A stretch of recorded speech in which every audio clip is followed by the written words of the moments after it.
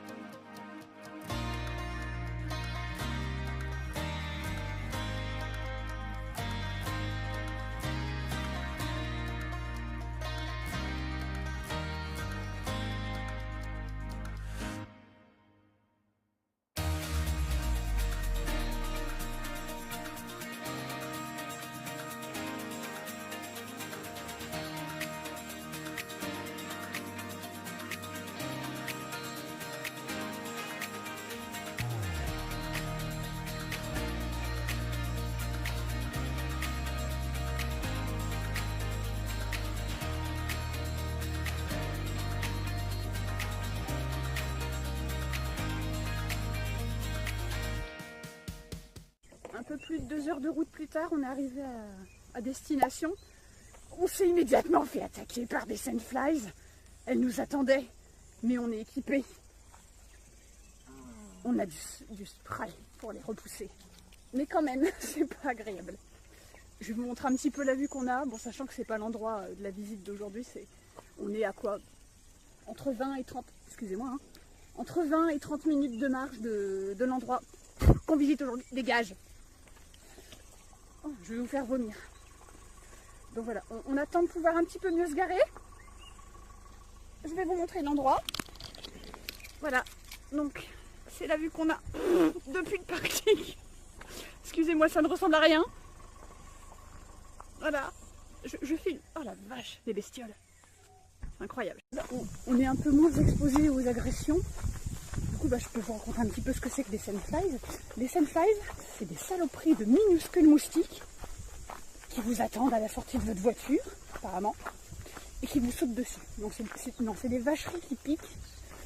La piqûre démange pendant des jours, et donc après, ça laisse des cicatrices. Alors les sandflies, ça traîne autour des sources, des petites rivières, voilà, tout ce genre d'eau vive.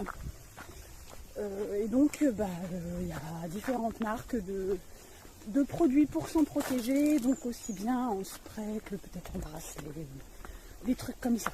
Donc nous on a acheté un spray exprès pour ça aux eaux d'Auckland, si je ne me trompe pas.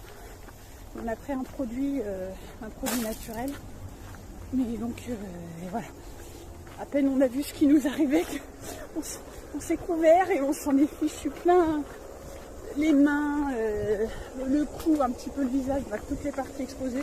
Et vraiment la clé c'est de se couvrir autant que possible, donc de laisser le moins de peau exposée. Donc là on marche un petit peu pour arriver jusqu'au lieu, à peu près de la zone de visite de ce qu'on va faire aujourd'hui. Avant d'arriver à destination, on marche un petit peu, donc on est sur un petit sentier qui longe la route. La route qui était un petit peu sportive sur la fin. Oh, le coup du tunnel là. Oh.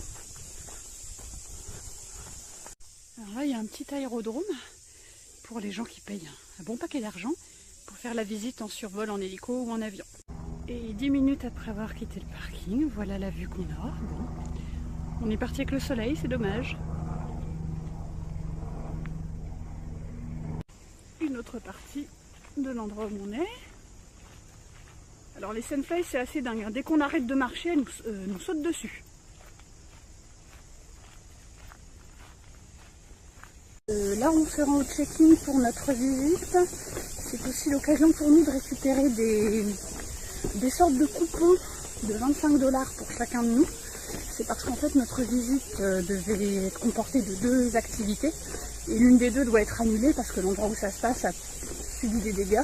Et les réparations sont encore en cours. Donc du coup, il y a une partie de la visite qui était prévue qu'on ne fera pas. Et pour s'excuser, la compagnie nous offre un coupon de 25 balles chacun.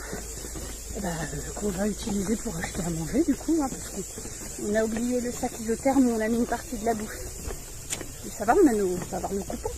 Bon, avec mon coupon de 25 $ généreusement offert par la société Southern Discoveries, donc je me suis pris mon repas de ce midi. Ce sera un petit peu plus fourni que ces derniers jours.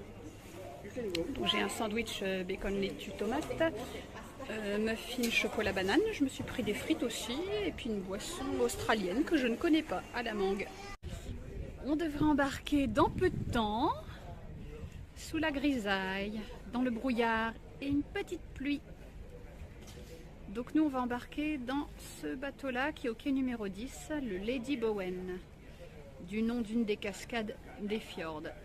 Alors donc quelques infos sur Milford Sound, là où nous nous trouvons. Donc Milford Sound se nomme Piopiotahi en maori.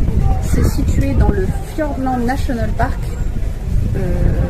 qui s'appelle en maori, désolé, Te Waipunamu, qui veut dire le lieu du punamu, ce minéral vert qu'on trouve en Nouvelle-Zélande et en Australie. Je crois que c'est le nom qu'on donne au jade. C'est un jade spécifique d'Océanie. Alors ce fjord est le plus grand du pays. Il fait 12 600 km². Il est classé au patrimoine mondial de l'UNESCO. Il fait 16 mètres de long. Il a été découvert en 1812 par le capitaine John Grono, qui l'a baptisé Milford Haven d'après sa ville natale du Pays de Galles. Sculpté par l'érosion des glaciers sur plusieurs millions d'années et entouré de falaises, de cascades et de forêts luxuriantes, c'est un des endroits les plus humides du monde. Il y a près de 7000 mm de pluie qui tombent ici chaque année. Partant de pluie, des chutes d'eau éphémères se créent et le brouillard amène une atmosphère éthérée. On a de la chance, on en profite aujourd'hui. Lady Bowen Falls est la cascade la plus haute, elle fait 162 mètres de haut. Elle fournit électricité et énergie hydraulique à la commune voisine. Avec Sturgeon Falls, qui fait elle 150 mètres de hauteur, c'est quand même presque 3 fois les chutes du Niagara, elles font 57 mètres. Elle est la seule cascade permanente de Milford Sound, les autres cascades éphémères dépendent des précipitations. Il y a aussi d'autres points d'intérêt, tels que Seal Rock, où on peut observer les phoques à fourrure de Nouvelle-Zélande. On peut aussi apercevoir ici des dauphins et des pingouins. Il est possible de faire également dans le fjord du kayak ou une croisière de nuit. Voilà. On embarque.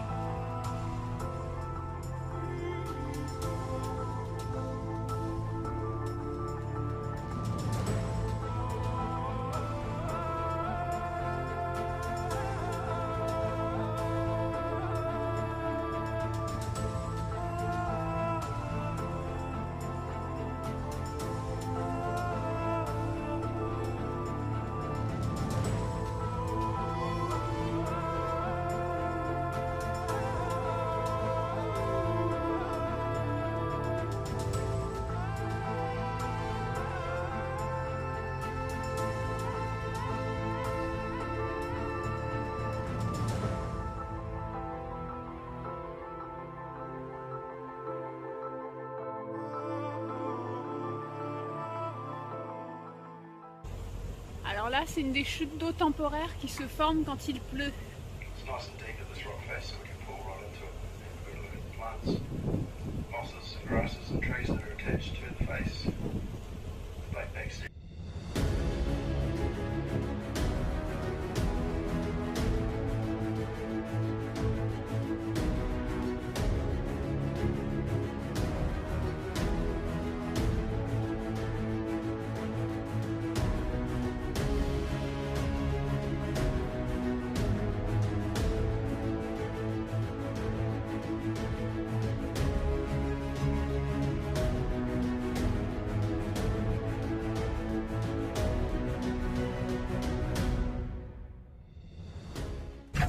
Tout petit bébé phoque. It's very cute when they're this size, that's for sure. And they have a distinctive call that their mum can recognise, just like all babies. His mum is not very big either, quite possibly.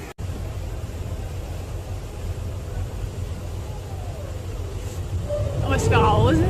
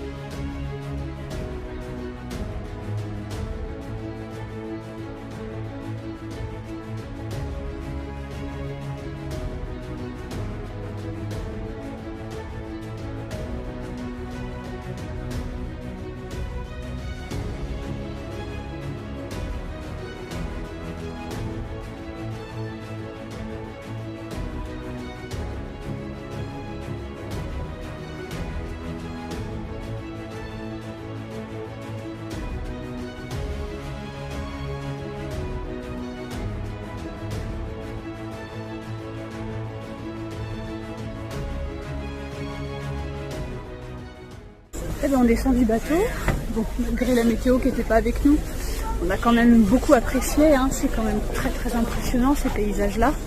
Donc, on a passé un bon moment. Au revoir le bateau. La visite est terminée.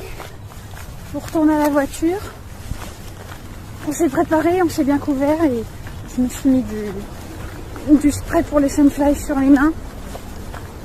La clé de la voiture est prête dans ma poche. Il faut qu'on soit préparé et efficace.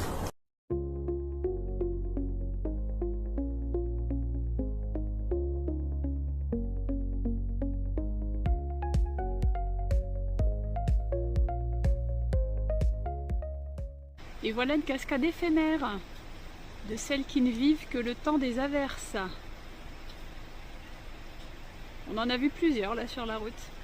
Là on a le temps de s'arrêter parce que on est à un feu rouge avant d'entrer dans le tunnel. Coucou Monsieur Kea. Hop.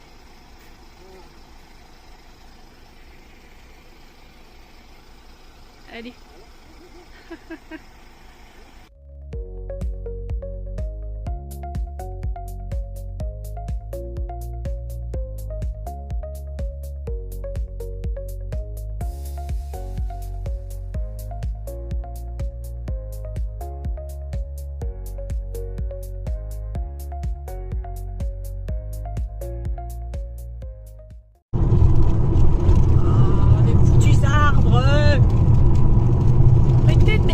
Devant les beaux paysages.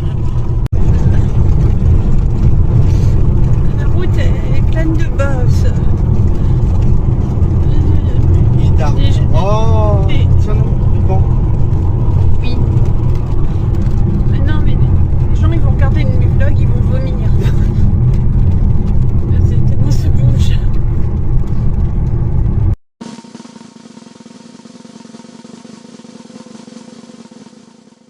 Comme à Christchurch, hein, les arbres sont gigantesques.